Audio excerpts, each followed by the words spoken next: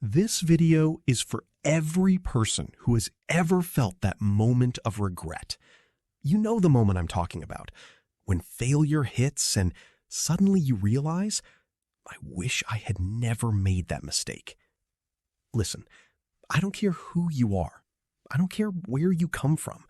I don't even care why you clicked on this video, because I know something about you that you might not even know about yourself yet. You're here because something inside you is searching for change. Maybe you stay up at night thinking about it, wondering how different your life could be if you had just invested your time differently, if you hadn't wasted so many hours scrolling, waiting, making excuses. And you know what the most dangerous thing is? We understand our biggest mistakes only when it's almost too late to fix them. I know this because I lived it. I spent years thinking I was learning English, scrolling through videos, saving motivational clips, telling myself, tomorrow, I'll start tomorrow. But one day, something inside me broke open, and I realized the truth.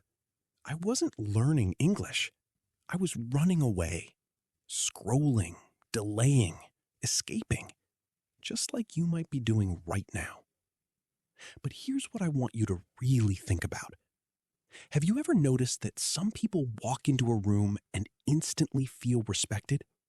Not because they're smarter or taller or more attractive, but just because they speak with confidence. There's something about that ease, that fluency, that natural way of expressing themselves, and it changes how people perceive them. It changes everything. But here's the deeper question that haunted me for years.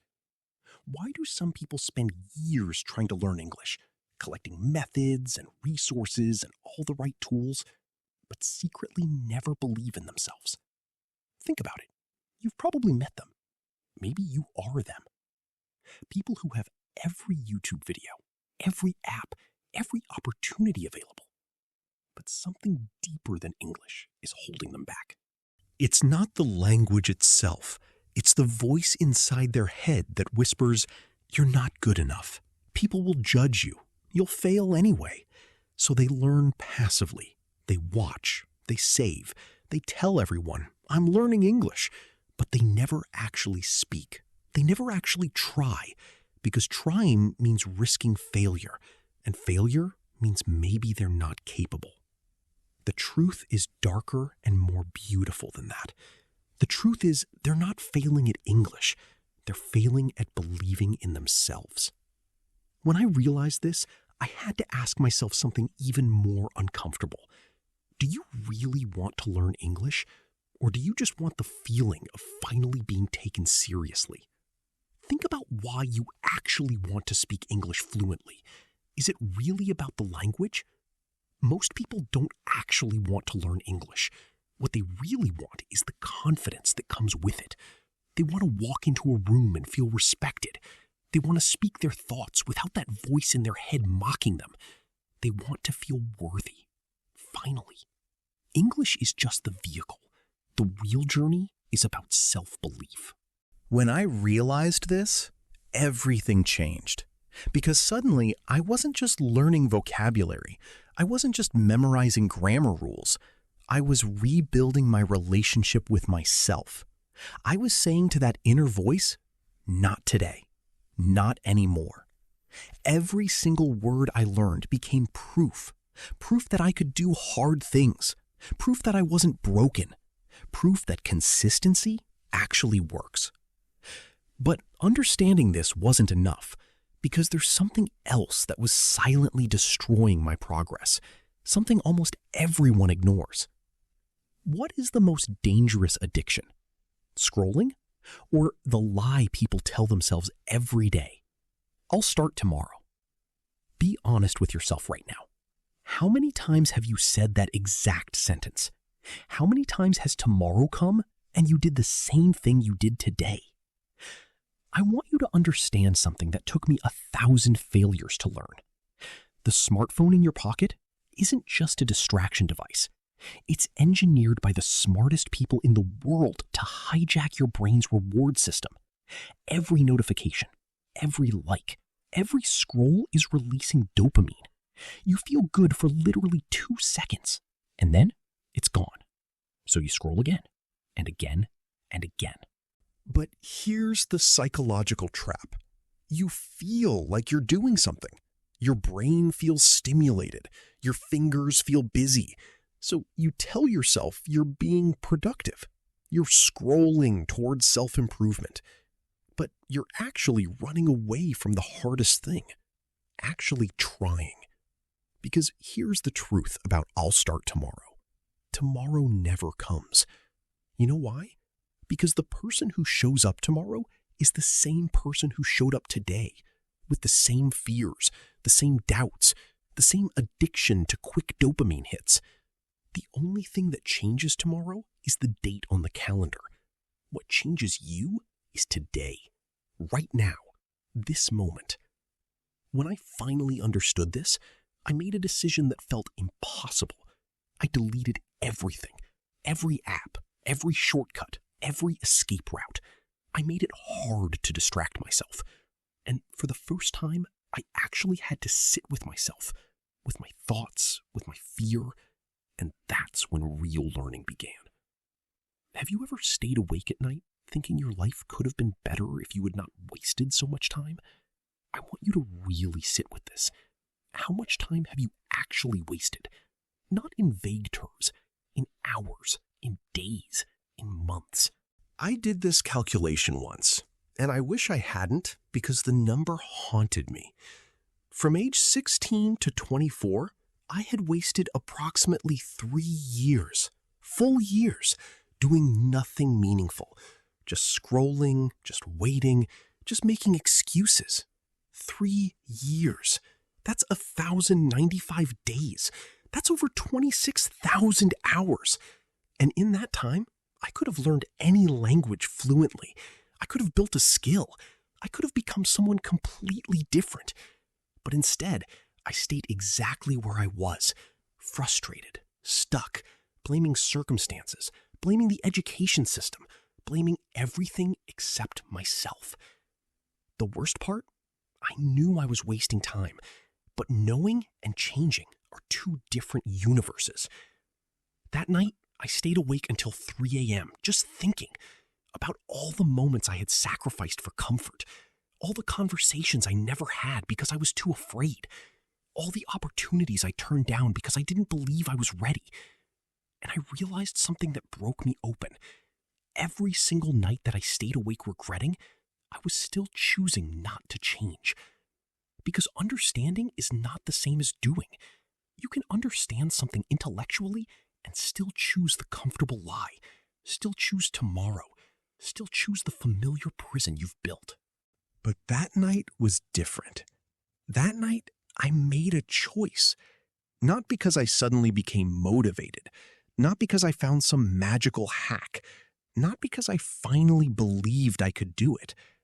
I chose to fail forward. I chose to accept that failing was going to be part of the process, and I was going to do it anyway.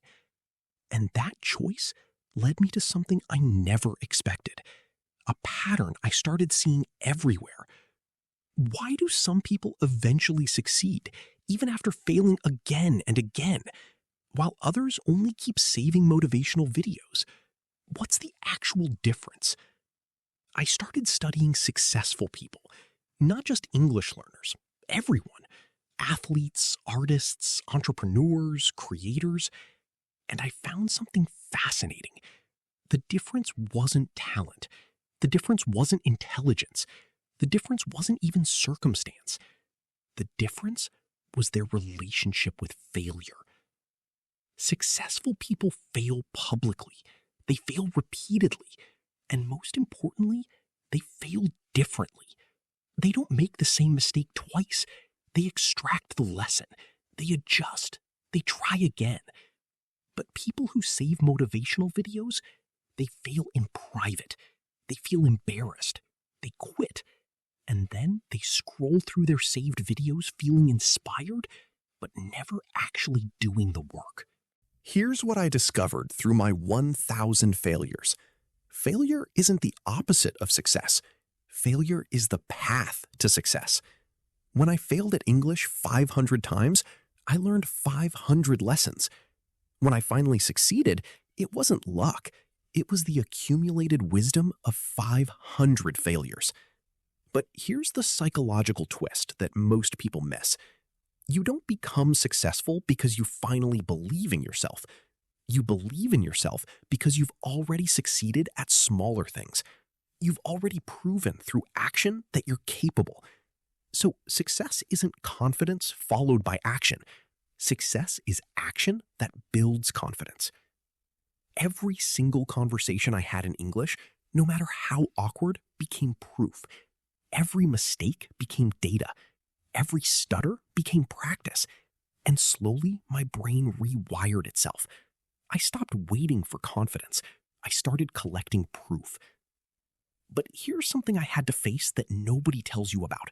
There's an enemy hiding inside you. Is the real problem English or the fear of being judged by people? Think honestly. If you knew nobody would ever judge you, would you speak English right now? Or is the real fear something deeper? I spent years blaming English.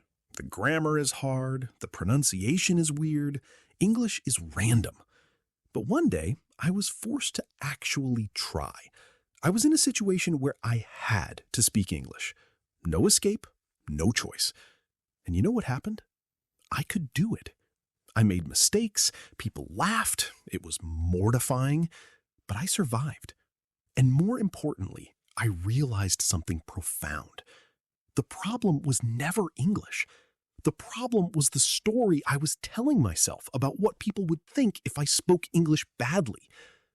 I was carrying around an invisible audience in my head, judging me, mocking me, saying, "Who does he think he is? His accent is terrible. He's not smart enough." But here's the psychology. That invisible audience was me. I was the one judging myself harder than anyone else ever could. So every time I wanted to practice English, there was internal resistance. That voice, "Don't do this, you'll embarrass yourself." That feeling of shame before I even tried. And the most insidious part, that voice felt like protection, like it was saving me from humiliation. So I listened to it. I stayed silent. I stayed safe. But safety became a prison. Because fear doesn't actually protect you. Fear paralyzes you. When I finally understood this, I made a different choice. I decided to publicly fail. I started creating English videos, terrible videos with mistakes everywhere, grammatical errors, pronunciation problems, weird phrasing, and the most surprising thing happened. People didn't mock me. People respected me for trying. And more importantly, each video was proof that my invisible judge was wrong. I wasn't destroyed. I wasn't rejected. I was actually moving forward. So I kept making mistakes publicly, and each mistake became less scary. The invisible audience got quieter, and slowly, I became the person I was trying to convince myself I wasn't. Now, I want you to imagine something with me. Imagine staying truly consistent for the next 6 months. Not perfectly, not without resistance, but consistent. Would your future self finally feel proud of you? What would actually change? Not just in your English, but in how you see yourself. It's 6 months from now. You've actually done the work. Every single day, you've been consistent.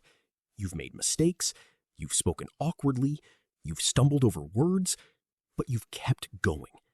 And now it's 6 months later. How do you feel when someone asks you to speak English? There's no panic. There's no invisible judge. There's just you speaking, making sense, connecting with another human being in their language. But imagine the opposite. It's 6 months from now. You're still doing exactly what you're doing today. Still scrolling, still watching, still making excuses. Another 6 months has passed. Another half year of your limited lifetime has disappeared. And someone asks you, Do you speak English? And that familiar heaviness comes back, that old voice, that same fear. The difference between those two futures is just one thing: the small decisions you make today. Not one big, grand decision, but dozens of tiny choices. Choose to practice instead of scroll. Choose to try instead of hide. Choose to fail instead of quit. Each of those tiny choices might seem insignificant in the moment, but they're not. They're the difference between the person who stays the same and the person who transforms. Here's what I learned through my 1,000 failures. Your future isn't determined by one big moment. It's determined by the series of small decisions you don't think matter. But let me tell you about the specific moment when everything shifted for me. There was a family gathering, and there was someone visiting from England. My parents wanted me to practice my English with them. I remember the panic I felt, the sweating hands, the internal resistance screaming, "Say no, make an excuse." But I was tired of saying no. So I sat down and I spoke. Poorly, haltingly, with long pauses where I was searching for words, making grammatical mistakes, probably doing everything wrong. But here's what happened. The person from England wasn't rude, wasn't mocking, was actually interested in what I was saying, because I was a human being sharing thoughts. The quality of my English was almost irrelevant.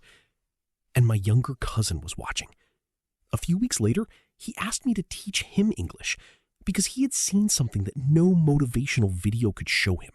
Proof that it's possible, that imperfect action is better than perfect inaction, that trying and failing is actually the pathway forward.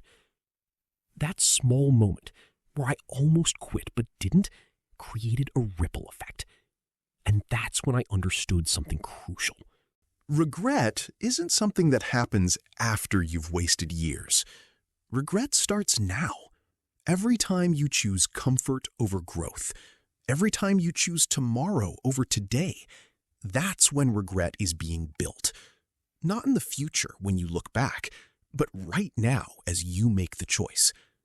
So the opposite is also true. Pride isn't something that comes after big successes.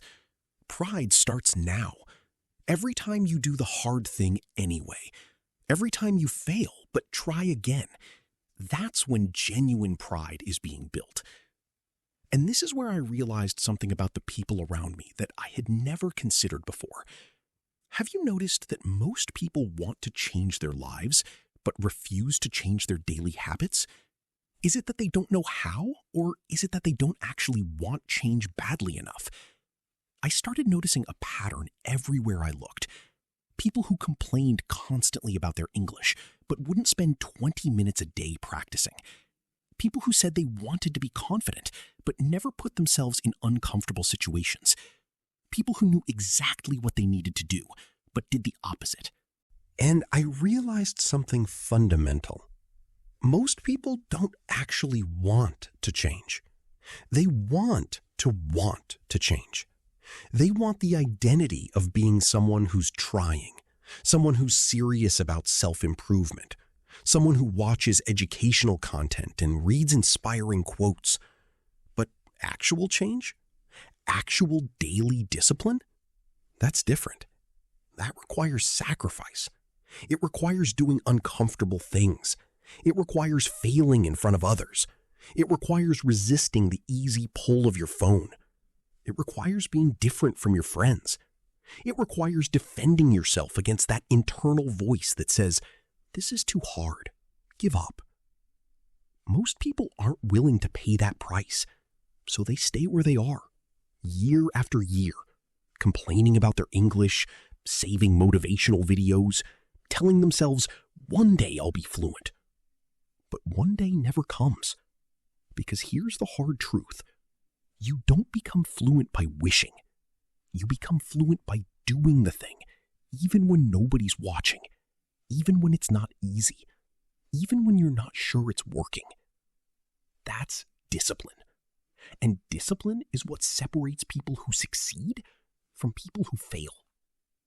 But here's the beautiful part. Discipline isn't something you're born with. Discipline is something you build, one small decision at a time, one day at a time, one conversation at a time. Now, I need to ask you something that might be uncomfortable. If you still do not change today, what will your life look like 5 years from now? And I mean, really think about this. Not the version where you somehow magically become disciplined, but the version where you keep making the same choices. 5 years is a long time, but it also goes incredibly fast. Right now, someone reading this thought, 5 years from now, I'll definitely be fluent in English. But statistically, they won't be. They'll be in almost the exact same place. Still struggling, still wishing, still scrolling, still making excuses. Because 5 years from now, they'll still be making the same daily choices they're making today. I know this sounds harsh, but I'm saying it because I care about you. In 5 years, you'll either be fluent in English or you'll still be frustrated by it. You'll either be the person who speaks confidently or the person who's still scared.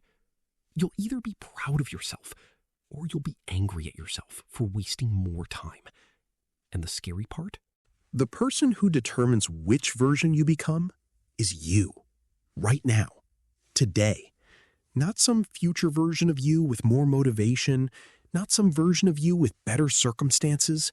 The current you, making current decisions. Every choice you make today is literally building the person you'll be in 5 years. If you choose distraction today, you're building a distracted future. If you choose to practice today, you're building a fluent future. If you choose to hide today, you're building a fearful future. If you choose to try today, you're building a confident future. This is the most powerful thing I learned.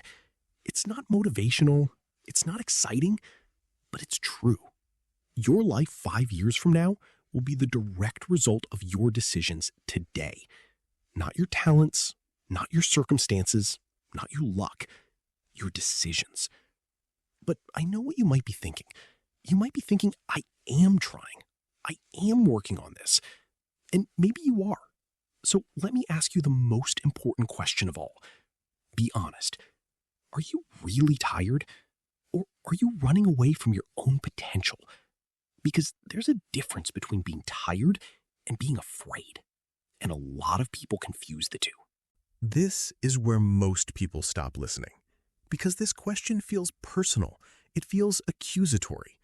But I promise you, I'm asking from a place of deep love. Because I was running away too. I told myself I was tired. I told myself the method was wrong. I told myself I didn't have enough time. I told myself I wasn't naturally gifted at languages. All of these things felt true. All of these things felt like legitimate reasons. But deep down, I knew the truth. I wasn't tired. I was scared. Scared of being judged. Scared of failing publicly. Scared of finding out that even if I tried my hardest, I might not succeed. Scared of losing the identity of someone who's trying and becoming someone who failed. So I disguised fear as tiredness, disguised fear as circumstance, disguised fear as bad timing. But here's what I learned through my 1,000 failures. The only way past the fear is through the fear, not around it, not over it, not by waiting for it to disappear, directly through it. Because the moment you speak English, even though you're terrified, the fear loses power. The moment you make the video, even though you think it's bad, the fear loses power. The moment you have the conversation, even though you might stumble, the fear loses power. Each time you do the thing you're afraid of, the fear gets smaller. Not gone, never completely gone, but smaller. And slowly, what you thought was impossible becomes difficult. Difficult becomes manageable. Manageable becomes routine. Routine becomes automatic. And suddenly, you're the person you were pretending to become. That's not magic. That's psychology. That's how humans actually work. So my question for you is this. Are you going to keep running?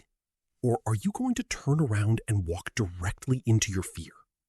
Because I promise you, on the other side of that fear is the version of you that you've always wanted to be. Everything I've shared with you today comes from real failure, real struggle, real transformation. And I want to give you one final thought. Here's what 1,000 failures taught me that no course ever could. Learning English isn't about finding the right method. It's about becoming the type of person who doesn't quit. It's about building an identity of someone who tries, even when it's hard. Someone who fails and tries again. Someone who's willing to be uncomfortable in the name of growth. Because here's the beautiful paradox. The moment you stop caring so much about speaking perfect English and start caring about being a person who keeps trying, that's when your English finally becomes fluent. Because fluency isn't a destination you reach. Fluency is a person you become. And that person is built through tiny decisions, through small acts of courage, through choosing yourself over your phone, through choosing growth over comfort, through choosing today over tomorrow. The voice inside your head that's been telling you to quit, that voice isn't protecting you. It's keeping you small. But you have the power to change that voice, not by ignoring it, but by proving it wrong every single day, one conversation at a time, one practice session at a time, one choice at a time. I spent years listening to my fear, and it cost me 3 years of my life. But then I spent my next 3 years ignoring my fear, and it changed everything. And here's what I want you to know. You have a choice to make right now, not tomorrow, now. You can close this video and scroll to the next one, feeling inspired for a moment. You can save it to your favorites, like all the other motivational content. You can tell yourself, I'll start tomorrow. Or you can make one small decision right now. Pick something, anything. Speak one sentence of English. Record yourself. Write one paragraph. Have one conversation. Join one practice group. Take one actual step. Not a huge step, not a life-altering step. Just one small, actual step toward the version of yourself that you've always wanted to become. Because that's how transformation actually works. Not through epiphanies, but through small, consistent actions. Not through perfection, but through imperfect persistence. Not through waiting for the right time, but through recognizing that right now is the right time. Your future self is watching you right now. They're waiting to see if you'll finally choose them. Will you? If this video resonated with you, if you felt like it was speaking directly to your life, then please do me one favor. Share your biggest realization in the comments below. Not a long comment, just one sentence. What did this video make you think about? What shift happened in your mind? Because I'm building a community here, a community of people who are tired of running away, tired of scrolling, tired of making excuses, people who want to become the version of themselves they've always imagined. And I want to meet you there. If you found value in this, please give the video a like and subscribe if you haven't already, because I'm creating more content like this. Content that combines storytelling with real transformation. Content designed to help you not just learn English, but become a better version of yourself. Thank you for being here, for watching all the way to the end, for being willing to think about these hard questions. Your 1,000 failures are waiting for you. The question is, will you finally show up for them?